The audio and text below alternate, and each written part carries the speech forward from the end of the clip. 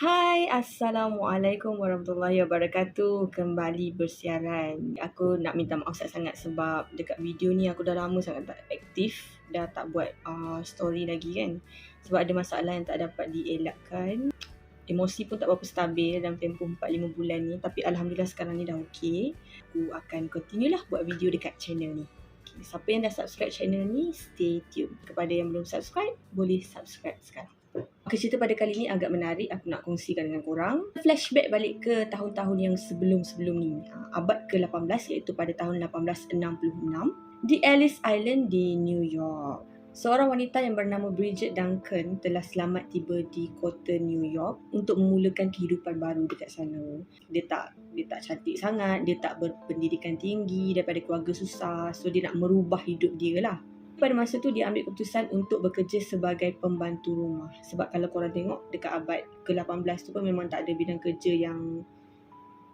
kerja lain yang sesuai bagi seorang wanita lah selain daripada pembantu rumah, aku rasa kot. Tak sampai seminggu dia kat sana, akhirnya dia diterima bekerja di salah sebuah rumah dekat New York. Tapi masalahnya Bridget ni, walaupun dia miskin, dia mempunyai cita-cita lah nak merubah hidup dia, tapi dia malas. Disebabkan sikap malas dia, sikap dia yang selalu cuai, dia mendapat banyak komplain daripada majikan.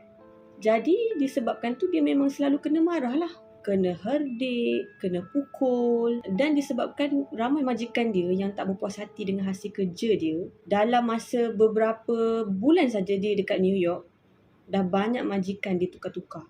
Ada setengah orang cakap dia ni bernasib malang. Kira macam kita cakap pembawa sial macam tu lah. Kat mana-mana dia pergi, dia akan bawa nasib malang dia tu sama-sama.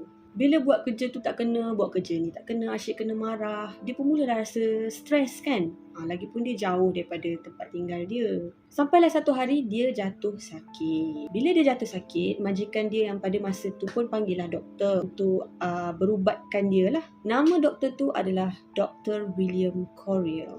Setelah dicek, rupanya Bridget ni mengalami epilepsi yang agak teruk juga pada masa tu. Epilepsi ni macam penyakit kejang-kejang yang mengeluarkan buih semua tu lah. Dia dirawat dan dilayan dengan sangat baik oleh Dr. William ni. Kebetulan Dr. William ni dia memang seorang yang baik. Dia memang lemah lembut lah, dengan mana-mana pesakit pun dia memang akan layan macam tu. Layanan yang baik daripada Dr. William ni menyebabkan Bridget ni mula rasa dia mula jatuh cinta. Sebab sepanjang hidup dia tak pernah jumpa lagi seseorang yang layan dia dengan begitu baik sekali. Dengan Dr. William lah buat pertama kalinya dia dapat rasa yang dia tak kena marah, tak kena tengking, tak kena herdik. Macam aku cakap tadi lah, Dr. William dia memang layan semua pesakit dia dengan baik. Tapi masalah si Bridget ni pula dah salah faham. Jadi Dr. William ni pun bagi tahulah kepada majikan Bridget pada masa tu supaya membenarkan Bridget ni berehat. Bridget tak boleh kerja lah sebab dia sakit kan. Bagi dia rehat dulu dalam 2-3 minggu ke. Majikan Bridget tu pun cakap lah, mana boleh macam tu. Rumah saya ni bukan rumah kebajikan dan bukannya hospital untuk saya sediakan tempat tinggal kepada pembantu saya. Kalau dia dah sakit, dah tak boleh bekerja kat sini, mana saya boleh simpan dia lagi? Disebabkan nilai murni dan baik hatinya Dr. William ni, dia pun ajaklah Bridget ni, marilah tinggal dekat rumah saya. Awak marilah sini, awak jadi pembantu rumah saya pun tak apa. Apa lagi, Bridget ni pun gembiralah, seronoklah seperti pucuk dicita ulang mendatang. Sesampainya di rumah, rupa-rupanya Dr. William ni dia mempunyai seorang isteri yang bernama Mary dan mempunyai seorang anak perempuan yang bernama Mamie yang berusia lebih kurang 5 ataupun 6 tahun macam tu lah. Mary ni digambarkan sebagai seorang wanita yang ada kelas tersendiri. Dia memang cantik, dia berpelajaran tinggi, dia lemah lembut, banyak sangat kelebihan yang ada pada diri dia yang sangat bertentangan dengan Bridget. Dan macam dia ni ada ciri-ciri wanita sejati lah. Pada peringkat permulaan memang semuanya berjalan dengan lancar, tak ada apa-apa masalah pun.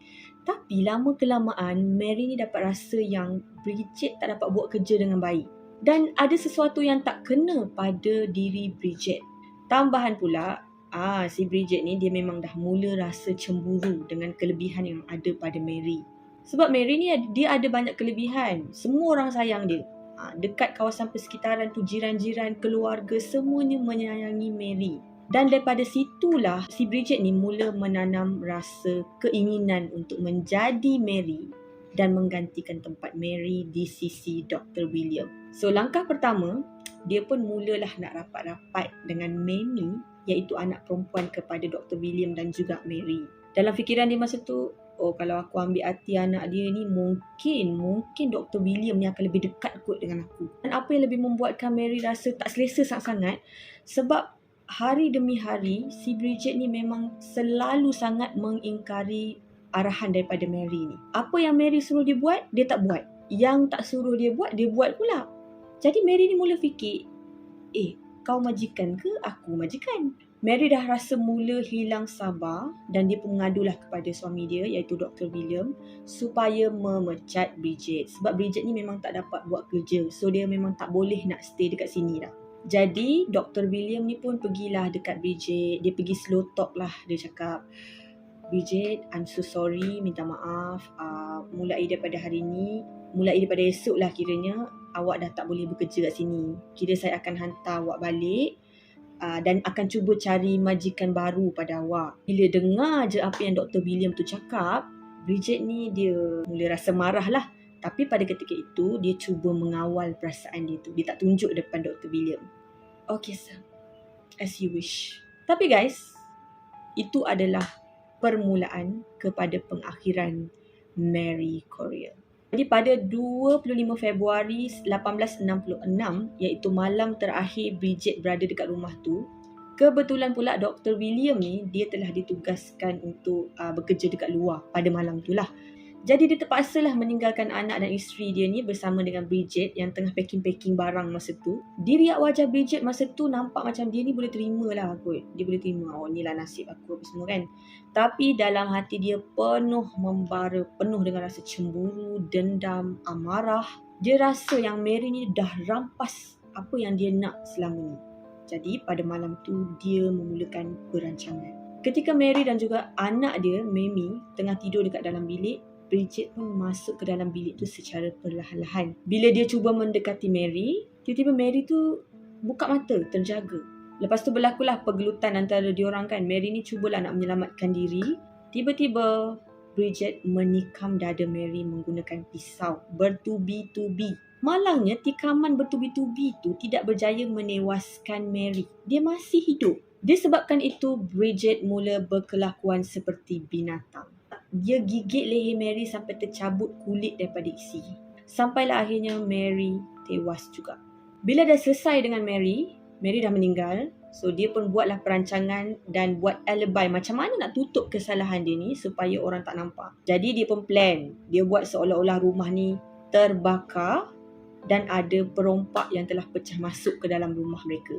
Kenapa dia buat rumah tu terbakar? Sebab dia nak menghapuskan bukti. Dia macam kalau rumah tu terbakar, jadi Mary pun akan terbakar samalah. Jadi tak ada bukti. Dia berlari keluar daripada rumah tu, konon-konon nak pergi minta bantuan sambil mendukung Mamie. Dia berlari dalam keadaan ketakutan lah. Tolong, please help. Rumah majikan saya terbakar sebab tadi ada tiba-tiba orang tak dikenali datang rumah nak merompak. Lepas tu dia bakar rumah ni. Tolonglah, please help. Tapi malangnya bagi Bridget, sebab jiran dia tu sangat pandai memadamkan kebakaran. Kebakaran tu berjaya dipadamkan. Rumah tersebut tidak terbakar sepenuhnya dan mayat Mary masih ada dekat atas katil. Bila dijalankan siasatan, memang jelas ada kesan gigitan dekat leher Mary. Perkara pertama yang polis buat, diorang padankan gigi Bridget dengan kesan gigitan yang ada dekat Mary tu. Jadi memang sepadan. Polis pun tak cakap banyak lah. Dan terus menjadikan dia sebagai suspek utama dalam kes tu. Dah tak ada orang lain lagi dah. Bridget Duncan akhirnya dimasukkan ke penjara dan dekat dalam penjara tu dia mengalami epilepsi. Kejang-kejang badan yang sangat teruk seperti mana yang berlaku terhadap dia masa dia dapatkan rawatan dengan Dr. William dulu. Ada orang cakap pembunuhan tu berlaku disebabkan penyakit mental yang dialami oleh Bridget ni. Mungkin dia buat tu dalam keadaan dia tak sedar, tak tahu yang dia tengah membunuh. Dan ada juga yang mengatakan dia memang mempunyai niat untuk membunuh disebabkan rasa cemburu dan dia memang sedar apa yang dia buat pada malam tu. Jadi hakim pun buat keputusan dan mempercayai teori yang kedua aku bagi tahu korang tadi, yang dia memang ada niat nak membunuh tu. Dalam masa 1 jam je bersidang dekat dalam mahkamah tu, terus dinyatakan bersalah. Hukuman dia digantung sampai mati di hadapan semua orang. Jadi pada masa tu memang orang benci lah, memang orang herdik dia, hina dia, ludah dekat atas muka dia disebabkan pembunuhan yang telah dia lakukan tu. Okey korang, macam mana dengan cerita aku pada kali ni? Kalau korang ada komen, korang ada cadangan cerita untuk seterusnya, korang boleh komen dekat ruangan dekat bawah. Tengok dah tersasul lah. Okey, harapkan korang enjoy dengan cerita ni. Kita jumpa untuk next video. Bye-bye.